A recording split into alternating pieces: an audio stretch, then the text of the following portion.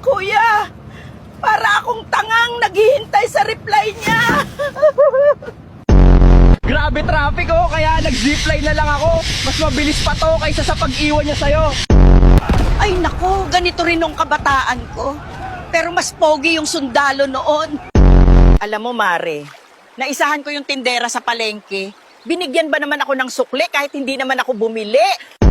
Paglaki ko, magiging engineer ako. Balew, paano mangyayari yon?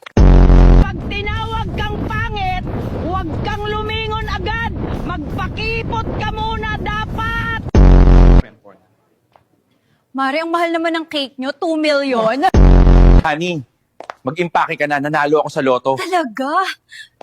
Ano ang dapat kong dalhin? Wala akong pakialam, basta umalis ka na. Ang lungkot-lungkot ko. Ngayon alam ko na kung bakit. AI lang pala ako.